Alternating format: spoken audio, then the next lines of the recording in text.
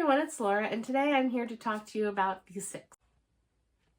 So this is actually titled The Six, The Extraordinary Story of the Grit and Daring of America's First Women Astronauts. That's a mouthful for me to remember, so I just called it The Six. So I picked this up basically on a whim earlier this year, I want to say back in February, when I was in Barnes & Noble and it was on a display table of nonfiction and it just grabbed my attention. I had my period of interest in space when I was younger, but I never really went full bore where I wanted a telescope or anything, but I was very interested in it when I was younger. And when I was young and went to Florida, we did go to NASA, and I found that very interesting at the time, although my main memory of that nowadays is that when we were led into a dark room to watch a video, they had it so cold because of the Florida heat outside that it was like our bodies were going into survival mode, and so many of the people in my tour group were falling asleep because of it. So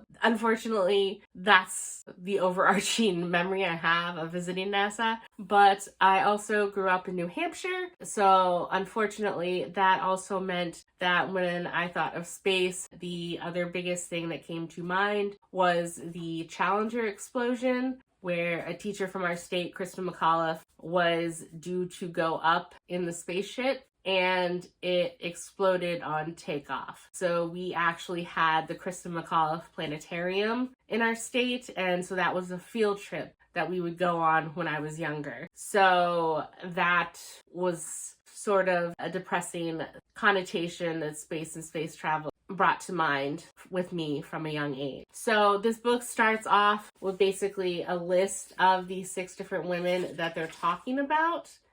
And lo and behold, I felt really upset about it because only one of them, Sally Ride, is a name that I recognized immediately. The other names of Judy Resnick, Kathy Sullivan, Anna Fisher, Margaret Ray Seddon, and Shannon Lucid, none of those rang a bell. And then when I read at the beginning that Judy Resnick also passed away in the Challenger explosion, I was actually shocked and upset that I didn't recognize her name for all that it should have been tied with Kristen McAuliffe, which was drummed into me at a young age. But I found this book very informative and I'm happy that I read it, but as a woman, it was very enraging because it goes back to the 60s when it was only pilots that were considered for the astronaut program with the Apollo missions and such, and that there were women who ended up getting tested by the same scientists that tested the men for the astronaut program.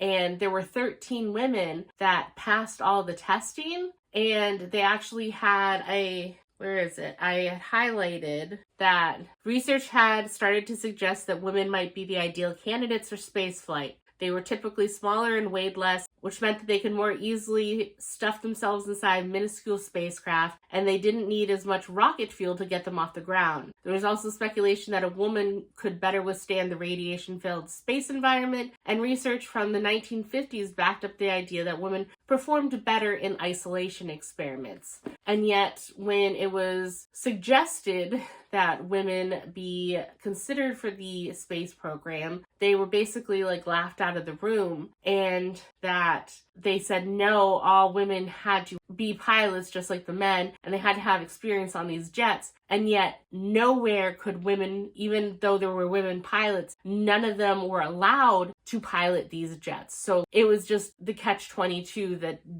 it's like the job search when it's an entry-level position, but you need 10 years of experience. There was no way for them to fit that role. And then when they went to continue the experiments with the 13 women that passed the initial testing to do more rigorous testing to better prove those results, Congress got wind of it and they scheduled hearings, and it was supposed to be 3 days of hearings, and they presented their information on the first day, and then NASA came in with their scientists and some astronauts, and then the astronauts themselves were even saying well, no, I don't see why women would be up there. There's no way that they would make it now.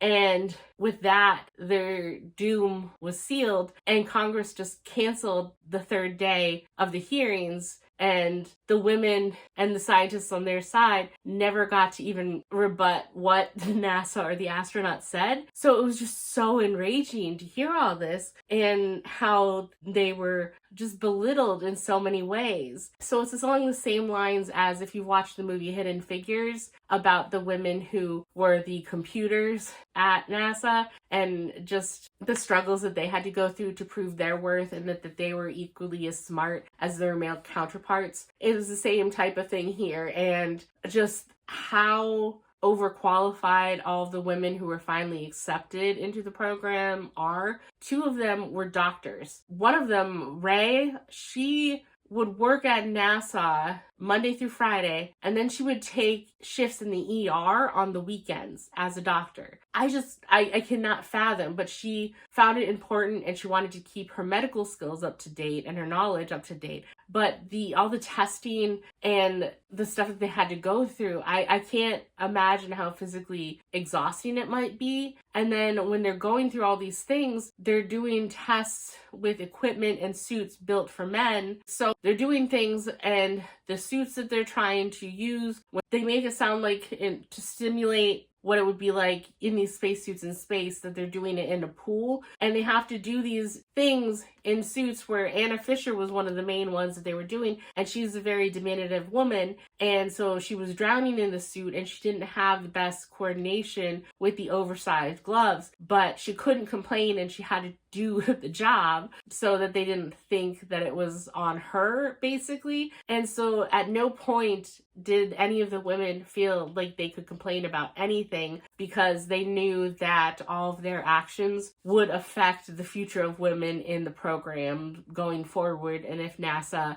would just chalk it up to a fluke that they tried it and it didn't work, and they didn't want to do that and stop this opportunity for women coming after them. And it blows my mind all that they were willing to put up with. And I'm extremely proud of all that they've accomplished and all they did and the important missions that they were on. And I'm very happy that I did read this book. And it is just sad when I knew what was coming, at least for Judy, with the explosion, and when they were talking about how it was actually a program from the president talking about how he was going to find a teacher to send up into space, because with the space shuttle, they were trying to aim it as kind of something of the future where it would be more of not just a scientific or governmental agency, where it could be more recreational for normal people, and that Kristen McAuliffe was supposed to go up there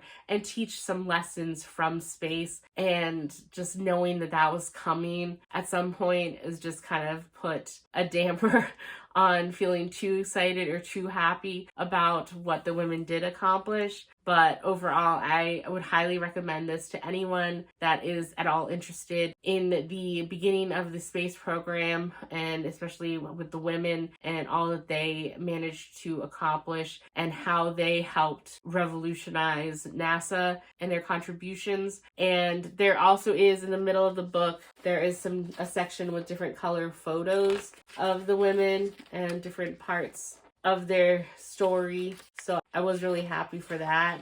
And then I was upset because at the very end, it had another photo at the back where in 2012, 22 former and current women astronauts, along with NASA's first female director at Johnson Space Center, reunited in Houston to honor Sally Ride after her passing. And they didn't splurge for the nice glossy photo paper. So this picture is very pixelated and it's hard to see. So I don't know why they bothered. It makes me have to go look up this photo online to better see it. But I was very happy with reading this book. It is something that I do plan to keep on my shelves, and I would definitely give it a reread in the future. And it's just full of interesting facts, and that these women also proved that earlier assumption by some researchers is correct, because they were talking about when these women did go in, that they have, I don't know if you've seen seen them. I've seen some YouTubers do it now where they go into like those isolation tanks where you're kind of floating in water and you have no sound and then it's dark and everything. And that they estimated the amount of time that people could last in there without going crazy. And it was based on all the men that they had in there. And the women smashed all the men's records out of the park, and that they actually gave up. And one woman they pulled out of there after so many extra hours and she was still pleasant and serene. And I love when women prove how capable they are. So I was just really, hi Oliver. I was just really happy that I did give this book a shot when I saw it. Hello. Can I wrap up this video? Huh? So I did give this book a 5, and I think that's all I have to say. I think I need to go pay attention to my cat. Yes? So 5 stars, definitely keeping it, and I think that's it for this video. And I will see you in the next one. Bye.